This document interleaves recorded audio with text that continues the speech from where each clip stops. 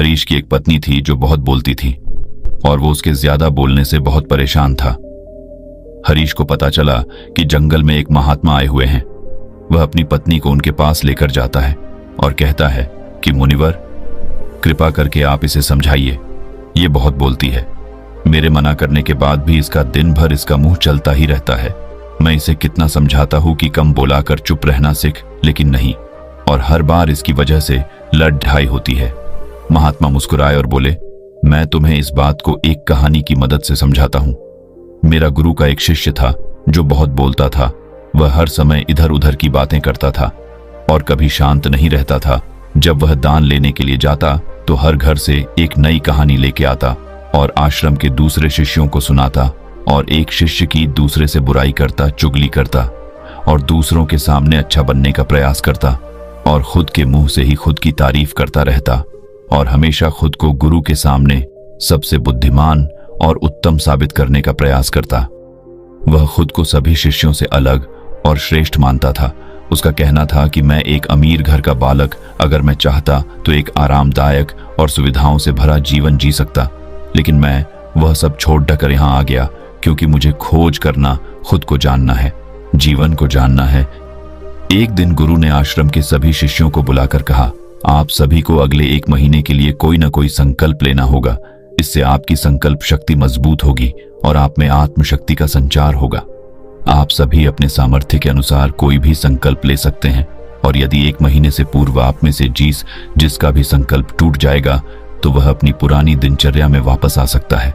सभी शिष्यों ने अपनी शक्ति के अनुसार संकल्प लिए और गुरु को अपने अपने संकल्प के बारे में बताकर वहां से चले गए। लेकिन वह शिष्य जो खुद को सबसे अलग दिखाना चाहता था, वह सीधे गुरु की कुटिया में पहुंच गया और बोला, मैं कोई छोटा मोटा संकल्प नहीं लेना चाहता, बल्कि खुद की ही जैसे एक और महान संकल्प लेना चाहता हूं। कृपया आप ही बताएं मुझे क्या संकल्प लेना चाहिए। उसकी यह बात सुनकर गुरु मुस्कुराए बोले, क्या तुम मेरे द्वारा दिए गए संकल्प को पूरा कर पाओगे? क्या तुम्हारे लिए उसे पूरा करना संभव होगा? शायद नहीं, वह तुम्हारे लिए संभव नहीं। तुम उसे पूरा नहीं कर पाओगे, इसीलिए तुम खुद ही कोई संकल्प ढूंढो।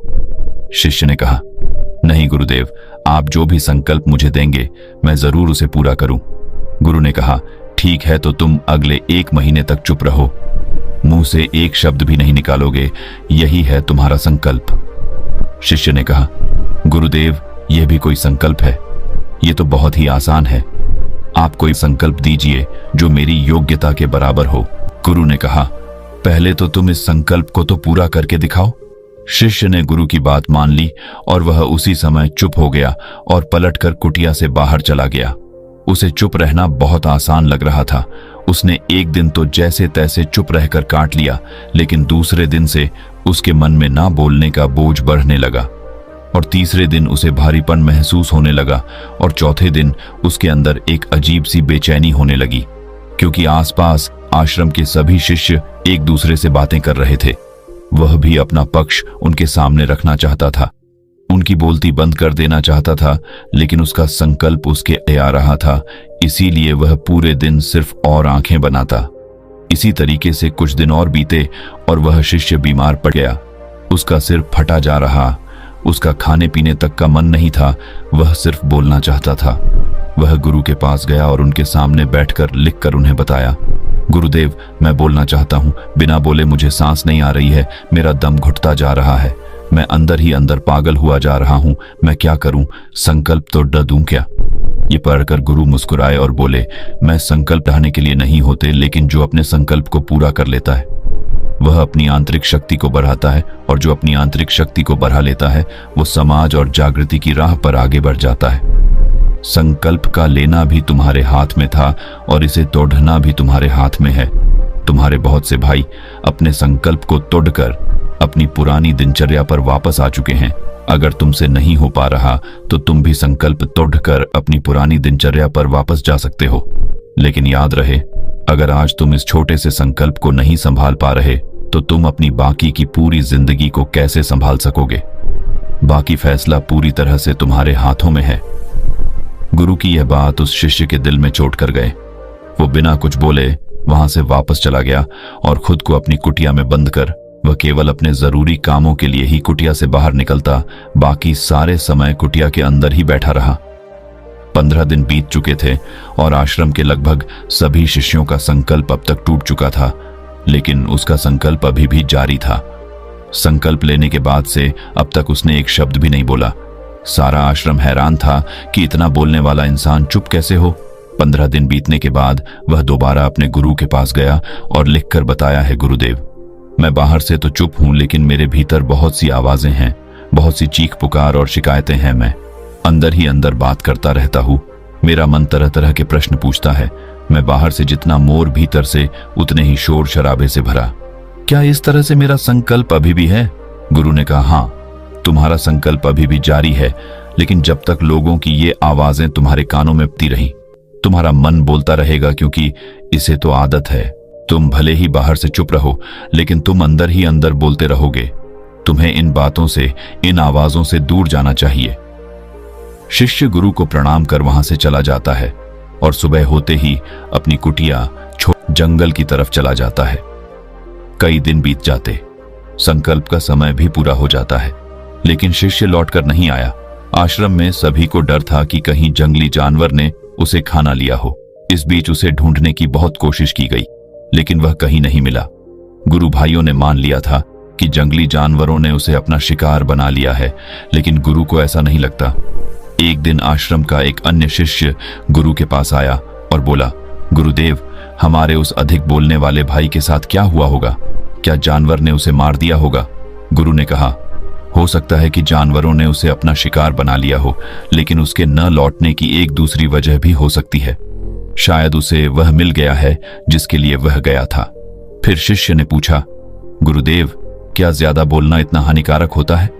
गुरु ने बोला, कहा, इंसान के जीवन के बहुत सारे दुखों में से एक दुख यह भी है कि वह कभी चुप नहीं रह सकता, हमेशा कुछ ना कुछ बोलता ही रहता है।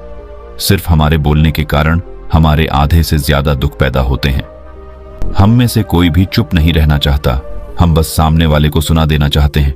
जो भी हमारे मन में है सब निकालकर उसके मन में बैठा देना चाहते हैं, उसे समझा देना चाहते हैं कि देख, तू गलत है और मैं सही। इस तरीके से सुनने और सुनाने का यह काम जिंदगी भर चलता रहता है, लेकिन इस नासमझी में हम अपना समय, अपना जीवन, अपनी समझ और सबसे महत्वपूर्ण अवकीमती पल जो जिए जा सकते हैं, जिनको अनुभव किया जा सकता है, जिनमें आनंद को प्राप्त किया जा सकता है, यह सब खो देते हैं। लेकिन इसके बदले हमें मिलता क्या है? कुछ नहीं, सब व्यर्थ और बर्बाद हो जाता है। शिष्य ने पूछा, तो फिर इसका समाधान क्या है? गुरु ने कहा, पूरी जागरूकता के साथ अपने विचारों को देखना, यही एकमात्र तरीका है। सारी मानसिक समस्याओं का वर्तमान में रहकर चिंतन करना, पूरी जागरूकता के साथ अपना काम करना जिंदगी में चमत्कारिक बदलाव ला देता है।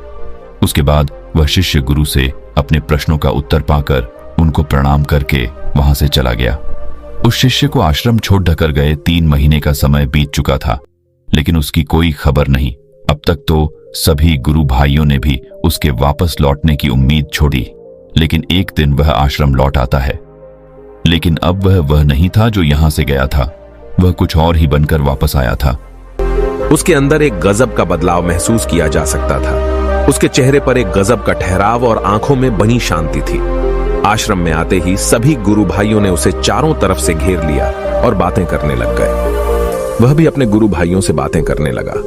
उससे बात करने वाले सभी ने यह अनुभव किया कि अब वह पहले जैसा उतावला और बातूनी नहीं रह गया था। उसके मुंह से एक एक शब्द बहुत ही सुलझे हुए और मधुरता के साथ निकल रहे थे। थोड़ी देर तक गुरु भाइयों से बात करने के बाद वह सीधा गुरु की तरफ चला गया। उसने गुरु के चरण छुए और कहा, गुरुदेव, क्या मैं अब भी मौन हूं? क्या अब भी मेरा संकल्प जारी है? गुरु ने कुछ देर तक शिष्य की आंखों में बड़े ध्यान से देखा और कहा, हां, तुम अब भी मौन हो। तुम्हारे मुंह से एक भी शब्द निकल नहीं रहा और तुम्हारा संकल्प अभी भी जारी है। शिष्य ने कहा, गुरुदेव, जब मैं आश्रम से गया तो मैं मुंह से तो चुप था, लेकिन मेरे अंदर बहुत सी आवाजें थी। मन में बहुत से प्रश्न थे और वह बंद नहीं हो रहे थे, तो मैं जंगल में चला गया, इस उम्मीद से कि वहां मुझे शांति मिलेगी और मेरे मन की बकबक कम हो जाएगी। लेकिन मैं जितना एकांत में जाता गया, मेरे अंदर की आवाज उतनी ही तेज होती गई। मेरे भीतर की पुरानी से पुरानी आवाज मुझे सुनाई देने लगी। तब जाकर मैंने महसूस किया कि मैं कितना गलत कर रहा था। जब मैं अपने परिवार वालों, दोस्तों को और गुरु भाइयों को बुरा भला कहता था तो उस समय मुझे लगता था कि मैं सही कह रहा हूं। जब मैं गुरु भाइयों की एक दूसरे से चुगली करता था और उनका मजाक बनाता, तब भी मुझे यही लगता था कि मैं उनसे बेहतर हूं और मैं सही कर रहा हूं। लेकिन उस दिन मैंने पहली बार महसूस किया कि मैं कितना गलत बोलता था। काफी दिनों तक ये आवाजें, ये शिकायतें मेरे अंदर चलती रही, लेकिन धीरे धीरे करके एक दिन ये सारी आवाजें मेरे अंदर से समाप्त हो गई। अब मैं भीतर से भी मौन हो गया। उस घने जंगल में बाहर से कोई बोलने वाला था नहीं और भीतर कोई आवाज बची ही नहीं थी, और मैं उस दिन पहली बार मौन का सही अर्थ समझा। मेरे चारों तरफ बहुत शांति थी। हालांकि अभी भी कुछ आवाजें आ रही थीं जो पहले भी आती थीं, लेकिन मैं उन्हें सुन नहीं पाता था। पर अब वह सभी आवाजें मुझे स्पष्ट रूप से सुनाई दे रही थीं।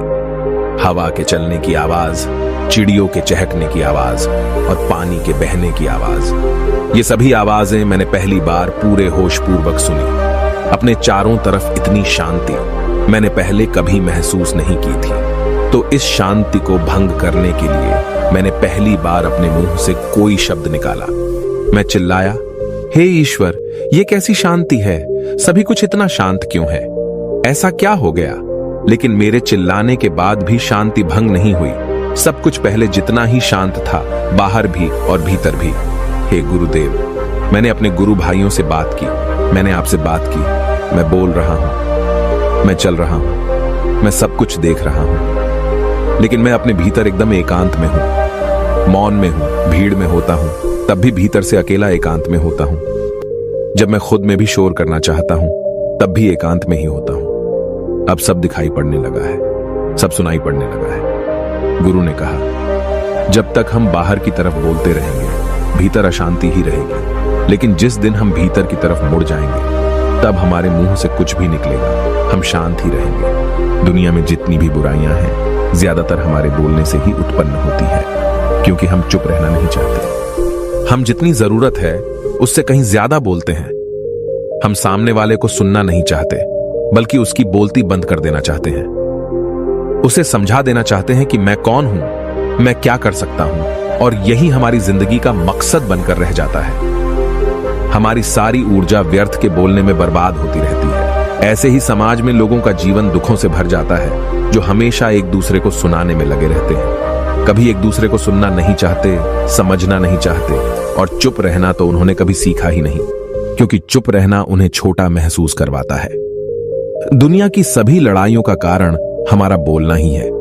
इसलिए हमें सिर्फ उतना ही बोलना चाहिए जितना जरूरी हो, क्योंकि व्यर्थ का बोलना ऊर्जा को नष्ट करना है, और यह बोलना ही हमें कभी अपने भीतर की ओर लौटने नहीं देता, क्योंकि यह हमें बाहर की ओर खींचकर रखता है, और बाहर है ही क्या इस संसार के अलावा।